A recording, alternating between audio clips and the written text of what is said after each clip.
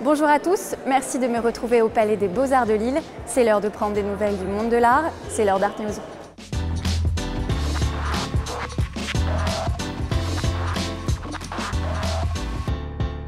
C'est l'un des photographes les plus importants de notre siècle et je vais vous faire plonger dans son univers.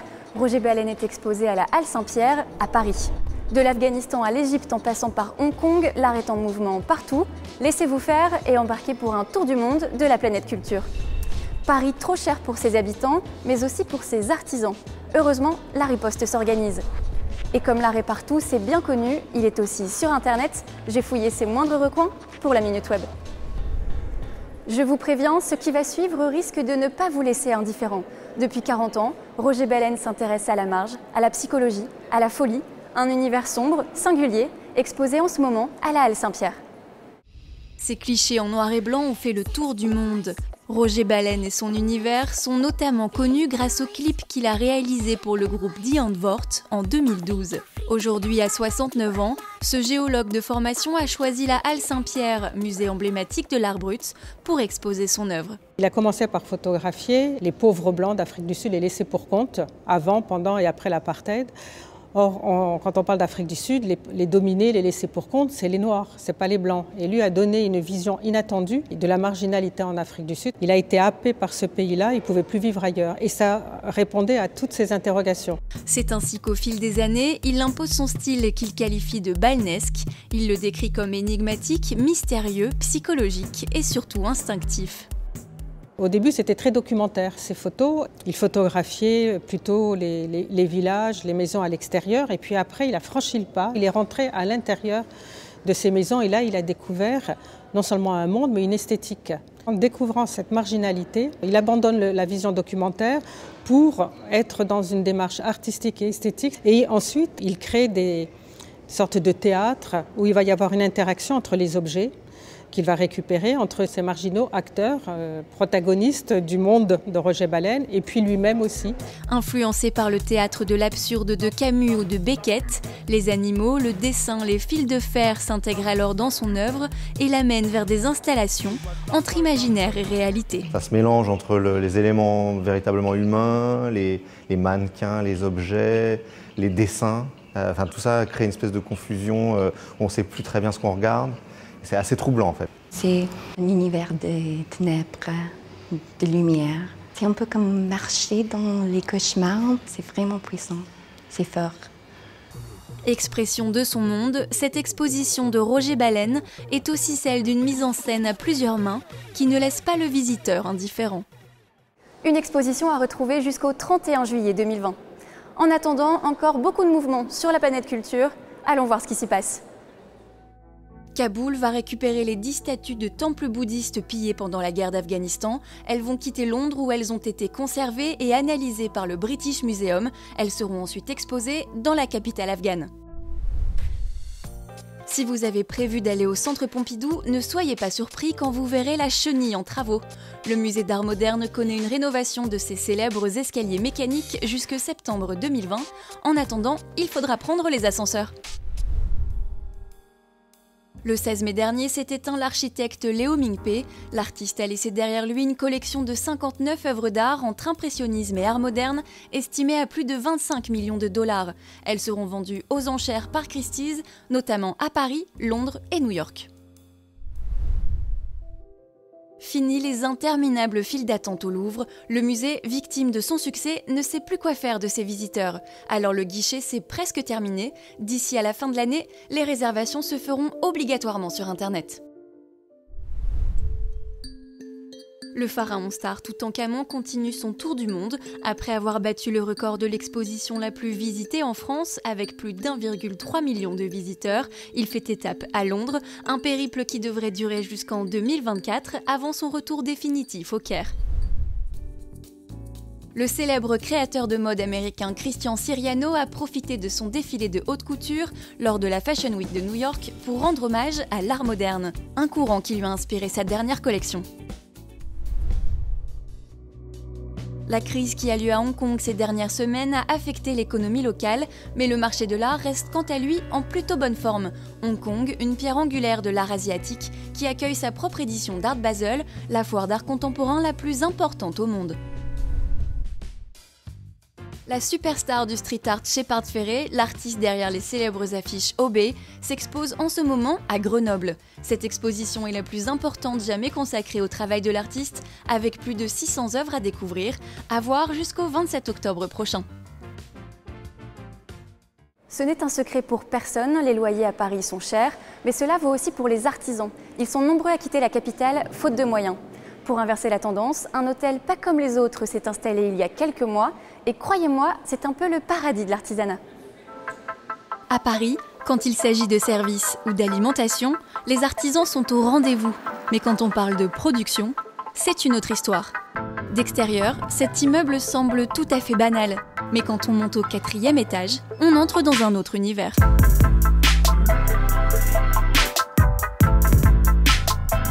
Bienvenue à l'hôtel artisanal. 20 artisans en tout genre cohabitent dans ces 1500 m² inaugurés en avril 2019 par la Chambre des métiers et de l'artisanat. Son objectif, préserver l'artisanat parisien. L'étage a été divisé en 2 parties. La pépinière pour les entreprises artisanales de moins de 3 ans et l'hôtel artisanal pour les autres. En fonction de leur profil, les redevances sont plus ou moins élevées et les baux plus ou moins longs.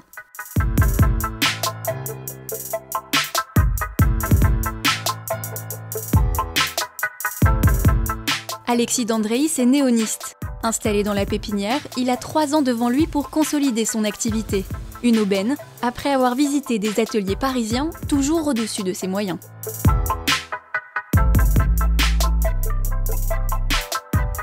Ça me coûte peut-être 550 € pour 35 m², je veux dire, c'est plus grand que chez moi. C'est vrai.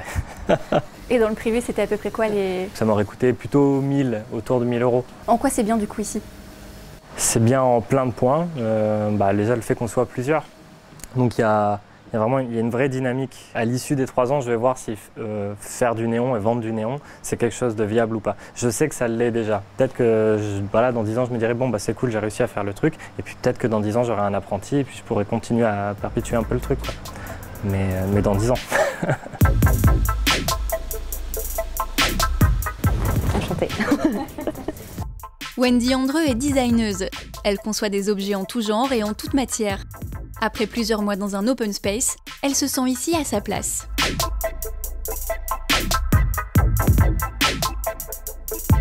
Moi j'ai besoin de fabriquer des choses, j'ai besoin de faire du bruit, de la poussière. Là je peux vraiment m'exprimer comme je veux. Tout le monde est quand même concentré sur Paris, c'est quand même la capitale de la France, mais c'est la capitale aussi du design ou de l'artisanat d'art, etc.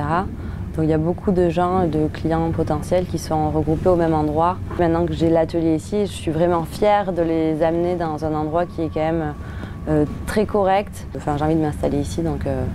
Oui, et puis d'ici, t'as une jolie vue quand même. Ouais. Ah ouais, j'adore la vue aussi, ouais. Éric Charles Donatien, lui, n'est pas ce qu'on peut appeler un jeune artisan. Directeur artistique de la maison Le Marié, spécialisé dans l'art de la plumasserie, il travaille pendant 13 ans avec les plus grands créateurs de mode, d'Yves Saint Laurent à Jean-Paul Gaultier, avant de lancer sa propre activité en 2012. Par conséquent, il ne bénéficie pas des mêmes avantages financiers que les jeunes entreprises artisanales. Mais ce n'est pas vraiment ce qu'il est venu chercher ici.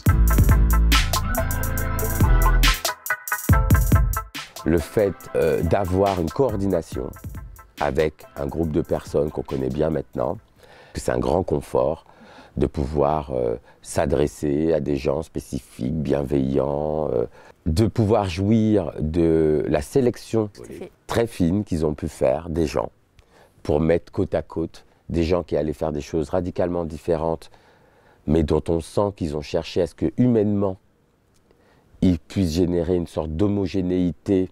Et c'est un plaisir de tous les jours, vraiment, d'être ici, entouré de tous ces artisans, qui soient très jeunes, qui soient plus âgés, établis, moins établis, parce que j'ai pas encore croisé qui que ce soit qui me donne envie d'avoir ma porte fermée. Merci beaucoup.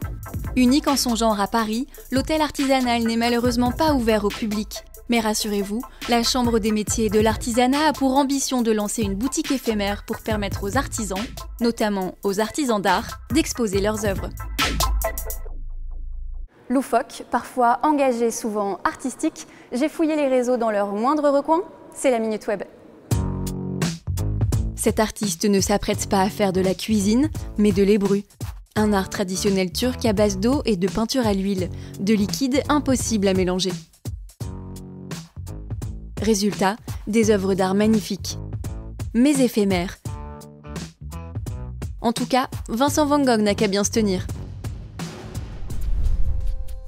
Pour l'artiste et dissident chinois Ai Weiwei, Instagram est une véritable arme de contestation. Depuis plusieurs semaines, il documente les tensions à Hong Kong entre manifestants pro-démocratie et forces de l'ordre. Il n'hésite pas à y dénoncer les violences policières, comme sur cette photo, où il rend hommage à une infirmière éborgnée lors d'une manifestation. Elle aurait reçu des projectiles lancés par la police. Si vous ne supportez plus les selfies, Bye Bye Camera pourrait vous plaire.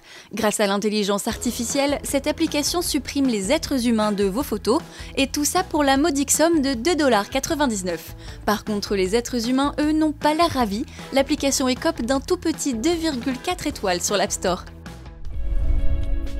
Si la fin de Game of Thrones a divisé les fans de la série, voilà un travail qui devrait mettre tout le monde d'accord. Le sculpteur Alexei Fikoulov a reproduit les personnages en argile. On a presque l'impression qu'il leur donne vie. Des vidéos à retrouver sur sa chaîne YouTube.